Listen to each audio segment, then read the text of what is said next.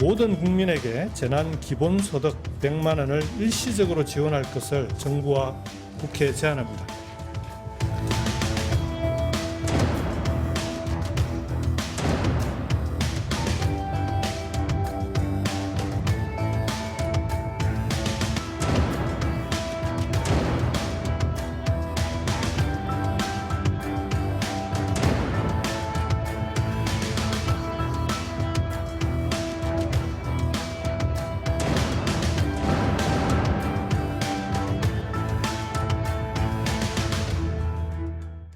네, 정치권에서는 코로나19 대응체계 하나로 재난기본소득 도입 문제가 화두입니다.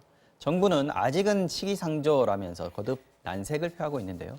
재난기본소득이라는 게 뭔지 또 도입하면 어떻게 되는지 정철진 경제평론가와 알아보겠습니다. 어서 오십시오. 네, 안녕하십니까. 자, 일단 기본소득하고 재난기본소득하고는 좀 구분을 해야 될 것 같습니다. 그렇습니다. 이제 기본소득이 원래 나온 개념이라고 볼 수가 있고요. 네. 현대 통화 이론에서 좀 많이 언급이 되고 있습니다. 네. 실질적으로 2017년 1월부터 핀란드에서 실시를 하고 있는데요. 복지국가였던 정책. 네, 이렇게 생각하시면 될 것 같아요.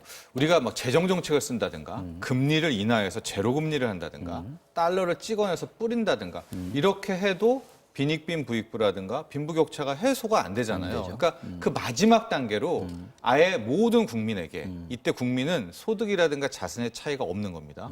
또 노동의 시간도 관계도 없는 것이고요. 부자한테도 주는 거고.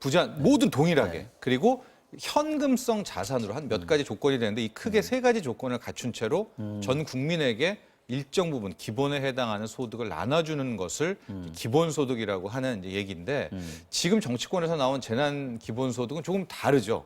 왜냐하면 이건 일회성으로 네. 뭐 어쨌든 재난에 따라서 힘든 분들에게 혹은 뭐 김경수 지사는 뭐 다라고 얘기는 했지만은 이런 식이기 때문에 지금 나온 재난 기본소득은 엄밀히 말해서 이제 굉장히 많은 뭐 통화이론이라든가 또 이런 복지 정책에서 언급되는 기본소득과는 차이가 있습니다. 사실상은 긴급 구호수당 맞습니다. 이렇게 보는 게 그렇게 더 표현하는 맞겠는데. 것이 더 맞는 거죠. 네. 이게 처음에 이 아이디를 꺼낸 게 이재용 소카 대표였고요. 그렇습니다. 그리고 소카 뭐 대표도- 김경수 경남지사, 박원순 서울시장, 이재명 경기지사 이런 분들 주로 지자체장들에게서 이런 아이디어들이 많이 나왔는데 서로 네. 조금씩 다릅니다. 조금씩 다릅니다. 쉽지는 않을 것 같습니다. 예, 그래도 가장 기본소득과 좀 언급된 게 이제 김경수 지사는 전 국민에게 100만 원씩 지급하자라는 것이었었고요. 그 다음에 뭐 이재명 지사, 박원순 시장 같은 경우에는 좀 카테고리가 정해져 있습니다. 조금 더 힘든 분들이라든가 네. 어느 지역에 한해서라든가 약간 좀 다른 결이 다른 그런 부분들이 있고요. 이재명 지사님 지역 화폐 얘기를 하고도 있고 그렇기 때문에 또 이뿐만이 아니라 정치권에서는 네. 여야 또 상관이 없이 가령 황교안 대표 같은 경우에도 필요한다. 예, 재난 검토해볼 만하다. 기본소득에 대해서 필요성 정도는 언급을 한 것으로 나와 있거든요. 이제 좀 이렇게 얘기를 하고는 있는데 계속 말씀드리지만 이제 재난 기본소득과 기본소득에 있어서 차이점은 뭐냐면 실질적으로 이 기본소득이 이 효과를 발휘하려면 네. 이게 이제 일종의 소비가 돼야 되는 거 아니겠습니까? 이것은 매달 지급한다. 앞으로도 올해도 이달도 그거 200만 갖고 원. 있으면 아무 의미는 없는 그렇죠. 거죠. 예, 200만 원씩 준다는 그런 신뢰가 쌓였을 때 비로소 쓰기 시작하는데 이렇게 일회성으로 특히 현금을 지급할 때는 이거 그냥 저축해버린다든가 이런 또 단점이 있거든요. 효과성에 대한 논란도 있는 것이고 또 예산 문제도 있는 것이고 그래서 뭐 청와대는 일단은 선을 좀 고려하고 있지 않다라고 선을 그은 단계까지 온 거죠. 상품권처럼 유효기간을 설정해놓고 예를 들어서 3개월 안에는 반드시 써야 된다. 안 그러면 소멸된다.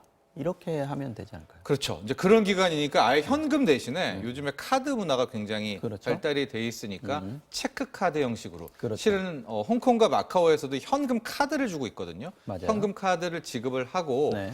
그럼 이제 뭐 디지털 사회니까 다 알 거 아닙니까? 거기에 또 유효 기간까지 거는 거예요. 뭐 6개월이라든가 8개월까지 걸면 이제 그나마 모든 돈들은 소진이 될 테니까 유효 기간 지나면 못 쓰게 하는 이런 식으로 하면 좀 뭐 어느 정도 효과는 있을 수는 있겠다. 그럼에도 불구하고 가령 모든 국민에게 100만 원 준다라고 할 때는 여기 50조가 넘는 지금 정부가 난색을 표하는 가장 큰 이유가 그거예요. 그렇죠. 이제 그렇게 물론 이제 그걸 주장하는 쪽에서는 그 돈이 쓰여진다면 다른 쪽에서는 매출이 일어나니까 네. 다시 거기서도 세금이 일어날 거 아니겠습니까? 소득이. 그럼 뭐 5, 6조 이상은 뭐 되돌아온다 이런 얘기는 하고는 있는데 당장에 그 50조를 안 그래도 슈퍼 예산에 추경을 쓰는데 또 쓰는 것도 만만치가 않고 이게 우리가 기본소득과 이 현금 지급에 대해서 특별한 논의가 없었잖아요, 국민들 네. 사이에. 네. 그렇다고 코로나19가 심각하지만 덜컥할 수도 없는 것이고요. 근데 좀 특징적인 것은 국민 인터뷰를 좀 한 곳들이 종종 있거든요. 앙케이트 조사를. 네네. 이 100만 원 지금 어떻게 생각하느냐?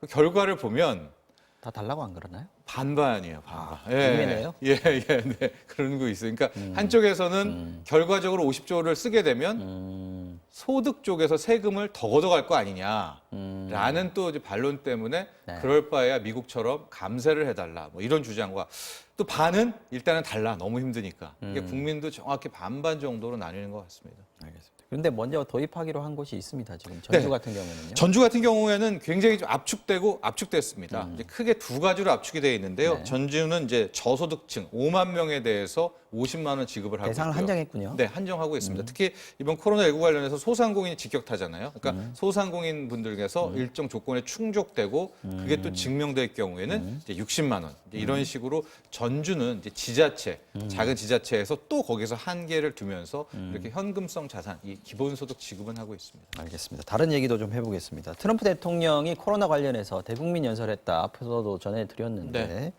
사실 오늘 대국민 연설에서는 경제 관련해서 어떤 대책이라든지 이런 획기적인 대안 이런 것들을 내놓지 않았어요. 왜 그렇습니다. 그랬을까요? 어제와 오늘 모습이 사뭇 다르죠. 그제 같은 경우에는 주가가 워낙 폭락하니까 트럼프 대통령이 뭐 특단의 경제 대책 얘기를 했고요. 블랙 먼데이 다음 날 그날이었죠. 엄밀히 말하면 이제 끝나고 그날이었으니까요. 그리고선 나온 것이 뭐 급여세 제로. 그러니까 앞으로 페이롤 텍스를 연말까지는 한 푼도 받지 않겠다. 어마어마한 액수입니다. 그거 뭐 400조 이상 되는 이제 그런 액수를 그냥 세금을 안 받겠다라는 얘기까지 했었는데요. 그런데 오늘 오전 10시에 했던 기자회견에서는 실은 경제에 대한 언급이 전혀 없었습니다. 쏙 빠졌군요. 예, 오로지 뭐 영국을 제외하고는 입국 금지한다든가 네네. 방역 쪽에만 이야기를 했고 이제 이 실망감 때문에 아시아 증시 특히 오늘 국내 증시 이 내만여의 날 쿼드러플 이충 대회까지 겹치면서 뭐 장중에 1810 사이드카까지 걸리는 이제 그런 폭락 모습이 나왔었거든요. 지금 트럼프 대통령의 속내는 이 어떤 경기 부양 대책도 실은 코로나19라는 근원적인 문제에 대한 해법 내지는 이 실마리가 나오지 않는 한 네. 큰 영향이 없겠다라는 쪽으로 어느 정도 좀 선회를 한 것 같아요. 그리고 이 코로나19에 맞서는 경제 대책은 나만 그러니까 정부만 할 게 아니다. 연준도 제로금리로 뭐 당장 해가지고 도와주고 의회도 국민이나 도와주고 압박도 하면서 그렇죠.